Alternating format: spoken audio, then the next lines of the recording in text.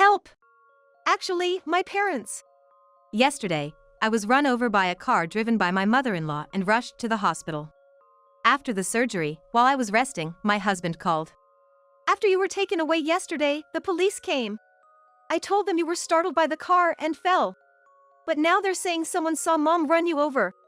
Summarizing my husband's excited rambling, it seems both my in-laws were taken to the police station. I was indeed injured by my mother-in-law driving the car yesterday. Yet, both the person who ran me over and my father-in-law, who was in the passenger seat, lied in their testimony. My husband had orchestrated it, making it seem like I fell and got injured. I was dumbfounded for a while. Hey! Are you listening? Anyway, you need to go and explain that it was just a fall. That's the first thing he says to me after I was rushed to the hospital? My anger reached its limit, and I decided to take revenge on my husband and in-laws. They must think I'll always do as they wish, but that won't happen. Then it struck me. Yes, this will surely prove I was run over by my mother-in-law. In pain, I reached for my phone again. My name is Emma, I'm 50 years old. Since marrying, I've been a homemaker. I met my husband, Hayden, in my 20s, a typical office romance. He was assigned to look after me when I joined the company. He wasn't particularly handsome or appealing to women. Naturally, I had no romantic feelings for him. I never saw him as more than a colleague, just diligently following his instructions every day. However, working together, he took a keen interest in me.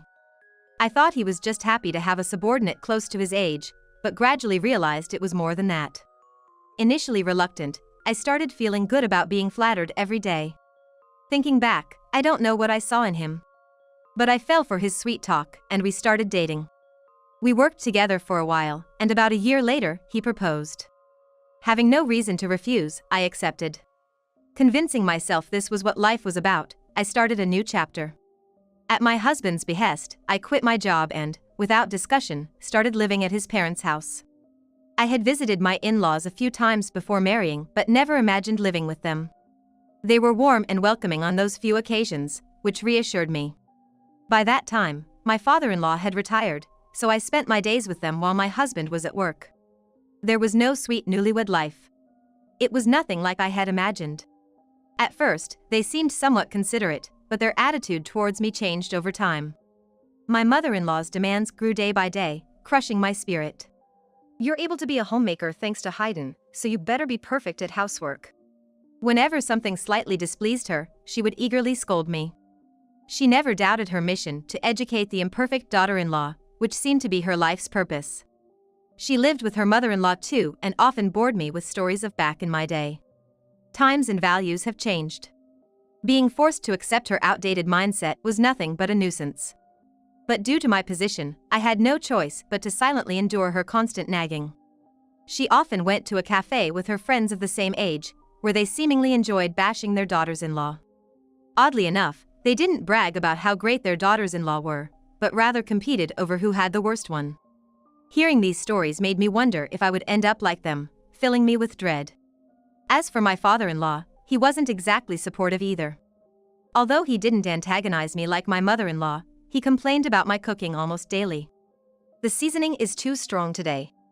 Are you trying to get rid of the elderly quickly? His old-fashioned attitude, viewing women as inferior, was evident. Whenever the topic comes up, he keeps saying how women should be. That women should be considerate and assist men, or that they should understand things without being told. It's embarrassingly idealistic. I guess some people never change, always acting high and mighty no matter their age. My father-in-law doesn't exactly pick on me. He's more about boasting his beliefs to me, proud of his outdated thinking. He'll probably never realize his mistakes and just keep getting older like this. They're just like those unpleasant in-laws you see in dramas. I've tried discussing it with my husband several times, but he always gives vague responses. Instead, as our marriage has gotten longer, he started blaming me. My parents are elderly, you should be kinder to them. Isn't that what a daughter-in-law should do? Like father, like son.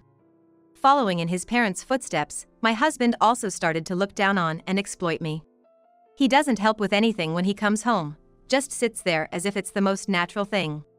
Maybe things would have been different if we had kids, but we never had any. I went to the hospital for infertility treatments until my late 30s, but the dream never came true. Right after we got married, my in-laws were always pressuring me about when they would see a grandchild. It's not entirely my fault. Children are a blessing. It's ridiculous to think about having a baby just for my in-laws. I figured there was no need to force it, so I gave up when I turned 40. In this less than happy life, there were people who supported me. The couple, who lived across the street.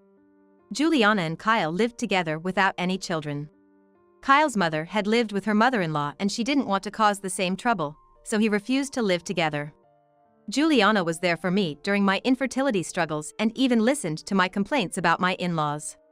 My in-laws and husband are all about appearances, so Juliana was initially surprised. I thought your husband was a nice guy. It's a bit off-putting that he's still not independent from his parents at his age. Thanks to Juliana, I managed to get through life without getting too overwhelmed. My mother-in-law, over 75, still drives herself when going out. It looks dangerous, and I've warned my husband, but he doesn't listen. If I suggest she should give up her driver's license, he explodes, "Are you calling my mom an idiot?" He gets furious, thinking I'm insulting his mother. I tried talking to my mother-in-law too, but she still thinks she's young. "Are you treating me like an old lady? You're really unpleasant," she says, getting as angry as my husband. I was worried something terrible might happen, and it did, but not in the way I expected. That day, as usual, I walked to the nearby supermarket. Without a driver's license, walking is mostly how I get around. I thought about getting a license after starting a job, but I got married sooner than expected. When I discussed it with my husband, he was against it, saying, "I can drive, so you don't need it." On sale days, I end up with too much to carry, but there's no way I can ask my husband or mother-in-law for a ride. My husband, who used to happily offer a ride when we were younger, now just scoffs and refuses. I was carrying heavy bags and had just gotten back home when I noticed. The garage door was open. Did she say she was going out today? My mother-in-law hadn't mentioned anything when I left the house. Well, never mind, I thought, passing the garage to head to the front door, when suddenly a car roared out of the garage at high speed. "Oh!" It was the only silly thing I could utter in surprise. The next moment, the car hit me without slowing down. It threw me backward by the impact and groceries tumbled from my bags. In that position, my body slammed into the asphalt. Dazed, not understanding what happened, I felt a sharp pain in the back of my head from the impact. I couldn't get up. All I could do was lie there, looking up at the sky. How long had passed when I realized Juliana was looking down at me? "Hang in there. I've called an ambulance, everything's gonna be okay." Juliana's face, speaking to me, was pale and strained. I wondered if things had gotten that serious. A naive question crossed my mind. As I moved my aching head slightly, I could see blood flowing from it. Seeing this, I began to understand the gravity of my situation. I started to realize the seriousness of the situation. But there was nothing I could do, unable to move. Soon, I could hear the ambulance siren getting closer. "Just a little longer. They're almost here, hang on." As I listened to Juliana's desperate encouragement, my head started to feel fuzzy. "No, no. Just a little longer." Despite her words, I closed my eyes. When I opened them again, I was lying on a hospital bed. A tube 4 was connected to my hand, and I could see the fluid dripping continuously. Realizing I was saved, tears naturally flowed.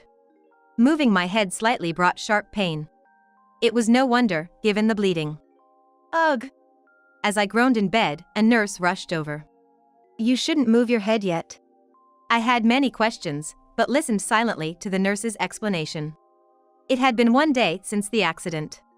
I was rushed to the hospital by the emergency team called by Juliana. After arriving, I underwent surgery to stitch up my head and survived. Juliana had stayed with me the whole time, and now she had returned home as it was past visiting hours. It seemed she had contacted my husband Hayden too, but after telling him the surgery was successful, he didn't say anything else. My whole body was in pain, but there was no life-threatening injury. I just needed to rest for a while. However, I didn't feel like doing anything. With so many things to think about, I just closed my eyes. Soon after, my phone on the bedside table started ringing insistently. I didn't want to answer, but the calls persisted. After several repeats, it seemed there was no sign of giving up. I found my phone without moving my head and saw Hayden on the screen. Thinking he must be worried, I answered with a slight relief. Help! Actually, my parents. Hayden started speaking without giving me a chance to talk. After you were taken away yesterday, the police came. I told them you were startled by the car and fell. But now they're saying someone saw Mom run you over. Summarizing my husband's frantic story, it seems both of my in-laws had been taken to the police station. Indeed, I was injured by a car driven by my mother-in-law. Yet, she and my father-in-law, who was in the passenger seat, had lied. Even Hayden had instructed them to agree that I had fallen and got hurt. I was dumbfounded for a while. Fortunately, the car wasn't damaged. Dad wasn't hurt, but Mom seemed to have twisted her neck from the collision. Despite that, poor them, the police are being so one-sided. He was more concerned about the car and his parents, oblivious to my shock. How rotten can this family be? Since picking up the phone, has he said even one word of concern for me? No, nothing. He was only worried about his parents, taken to the police, and even wanted me to prove their innocence. Hey! Are you listening? Anyway, you need to go and explain it was just a fall. The number you have dialed is currently. He was talking to me one-sidedly, but he was surprised by my first response. Huh? I cut off the call. Calls from Hayden continued for a while, but I, infuriated, set my phone to reject his calls. I later learned that my in-laws had been taken to the police station, just as my husband had said on the phone.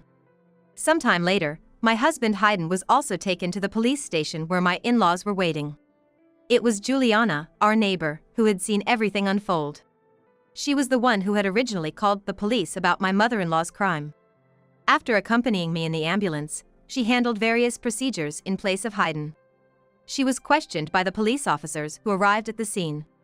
It seems her questioning happened after they had already spoken to my in-laws, serving as a sort of corroboration of the story.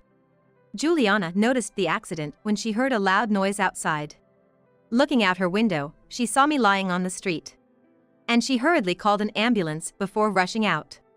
By that time, my mother-in-law's car was gone, and it wasn't clear what had happened. Juliana was more concerned about my safety than finding the cause. When questioned, she told the truth. However, my in-laws immediately denied any suggestion by the police that I had been hit by a car. Sensing something was off, Juliana kept thinking even after the police officer left. After ensuring my surgery was complete, she returned home and discussed the incident with her husband Kyle. Then Kyle came up with an unexpected solution. The car's dashcam, it records 24/7. The accident happened right in front of our car, it must have caught everything. They checked the camera in their car together. Just as I thought. True to Kyle's hunch, the moment of my accident was recorded. The footage unmistakably showed my mother-in-law hitting me with her car. After I fell, my father-in-law peeked out of the car window before they drove away. It was a clear hit and run. Armed with the footage of my in-laws' crime, they went to the police station. They were able to prove that I hadn't simply fallen and injured myself. The police, having heard from Juliana, immediately questioned my in-laws. Despite the video evidence, my in-laws were reluctant to admit their guilt. That video is a setup. Someone is trying to frame me. Officer, please, you can't put an old lady like me in jail, right? Both my mother-in-law and father-in-law were embarrassingly adamant in denying the crime. Eventually, my mother-in-law admitted guilt, claiming she was instructed to hide the truth by her son. Indeed, Hayden had told his parents to align their stories. But I questioned my mother-in-law's sanity for betraying her own son to save herself. My father-in-law, perhaps tired from the interrogation, admitted that he was in the passenger seat but had fled without helping me. When the police interrogated Hayden, he also struggled to admit his involvement. Then a detective came to my hospital room. Your parents both say they were instructed by their son to cover up the accident. At first, they lied through their teeth, but this seems to be the truth. Perhaps feeling sorry for my ordeal, the detective spoke with evident regret. They inspected the car but found no major damage. If Hayden had repaired any damage to the car, it would have been considered evidence tampering. However, Hayden wisely decided against it. Since then, I haven't seen Hayden at all and have lost all affection for him. I told the detective about the phone call. He then said that at that time he had instructed his parents to keep their mouths shut. The detective sighed deeply after hearing this. I don't know what to say. I can only imagine how you feel. He sympathized with me, someone who had been betrayed by her family after suffering a serious injury requiring surgery. After a while of heavy silence, the detective bowed deeply and left the room. A few days later, when I was about to be discharged from the hospital, the police contacted me again. Juliana, who had come to pick me up in place of Hayden, drove me straight to the station. The detective from the previous day greeted us. It turned out he was the same one who had heard Juliana's story, and he led us inside. In the room, we were met with the gaunt figures of Hayden and my in-laws. Emma! My mother-in-law, upon seeing me enter the room guided by the detective, suddenly began to tear up. I thought it was insincere, but she seemed genuinely crying. Whether she felt relieved to see a family member or was relieved to see me alive, hoping for a lighter sentence, I couldn't tell. We waited for my mother-in-law to calm down before beginning. A female officer soothed her, and she finally seemed ready to talk. My father-in-law, sitting next to her, looked utterly exhausted and kept repeating "I'm sorry" to me. The specific purpose of the day was to align the details of the accident with me, the victim, present. The screen displayed the footage of the accident submitted by Juliana. While watching it, the detective proceeded to discuss each detail. My in-laws answered the questions honestly, and I nodded in agreement, confirming the facts. The main issue was whether my husband Hayden was involved. Following my statement, his call history had been checked, which proved he had called me. However, even now, Hayden continued to deny any involvement. I, unfortunately, hadn't recorded the content of our call, so the conversation wasn't progressing. Are you trying to frame me too, you liar? At times, the detective calmed Hayden, who became emotional and appeared agitated. Please stop. Lying any further will only lead to your regret. Do you want to betray your own mother and father to save yourself? My warnings fell on deaf ears. Feeling an impasse, the detective spoke up. So, your parents are continuing to lie to the police, is that correct? With that question, Hayden fell silent. My words carried a different weight. Your mother running over your wife is clearly captured on the video, which both of your parents have admitted to. But according to you, your parents, out of self-preservation, are implicating you as an accomplice. The detective's serious tone made Hayden's face tense. Do you understand? The crimes of your parents are becoming even more serious. Hearing this, Hayden finally admitted his guilt. At the very end, he realized the gravity of his actions. With Hayden's confession, all three were fully exposed. Police officers in the room started moving around hurriedly. Regarding this matter, the detective then turned to me, discussing whether I wanted to withdraw the complaint. While the crimes committed by the three couldn't be erased, this decision would significantly alter their fate. However, I firmly declined. I was lucky to survive, but their decision to flee the scene right after the accident is unforgivable. I'll be filing a complaint to ensure they pay for their crimes. My decision caused a significant stir among them.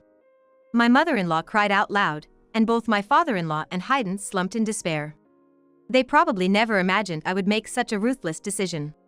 They all believed themselves to be good spouses, a good mother-in-law, and a good father-in-law, assuming I would naturally forgive them. Had they handled the situation properly after the accident, it wouldn't have come to this. But my in-laws chose to protect themselves over my life. Hayden prioritized his parents' and public image over his wife's life. I want them to reflect on the gravity of their actions and duly pay for their crimes.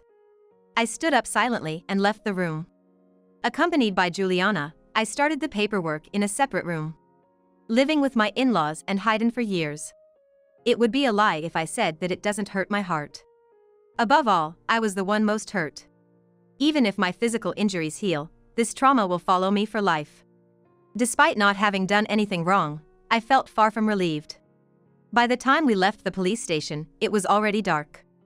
Juliana, thoughtful as always, invited me to a celebratory dinner for my discharge. I gratefully accepted her invitation and headed to Juliana's home. Warmly welcomed by Juliana and Kyle, we enjoyed a meal together. For the first time in a long while, I laughed. They treated me as usual, with care and kindness. Even though my in-laws and Hayden were no longer in my life, I was now on my own, with legal proceedings and other tasks ahead. It felt overwhelming. But at that moment, I chose to forget all that and genuinely enjoyed myself. The morning after that pleasant night, I decided to divorce Hayden. There was no need to keep tormenting myself. Hayden seemed a bit chastened by the whole ordeal, but I realized I couldn't love him anymore. I immediately contacted a lawyer and brought up the subject of divorce with Hayden. At first, he seemed surprised, but soon he agreed, seemingly understanding the situation. I couldn't bear to see Hayden's pathetic state any longer, so I left everything else to my lawyer. The three of them faced criminal charges, and in addition, they were ordered to pay me a settlement. Since the divorce was largely Hayden's fault, I received a significant amount in alimony. I decided to leave my in-laws' house and rented an apartment with the money I received. I had planned to start anew in a distant place, but I chose to stay in the familiar town. There is a reason I didn't move away. Juliana's husband, Kyle, owned a company. He invited me to help out at his company. Juliana was also helping there, and I thought it would be nice to work together. I had been invited before but always declined, fearing what my in-laws or Hayden might say. Honestly, with the alimony I received, I didn't need to work anymore. But Juliana and Kyle were concerned about me. Suddenly being alone, they gave me a sense of purpose. Having spent decades as a housewife, working with friends was very enjoyable. There were many new things that confused me, but it became a significant part of my life.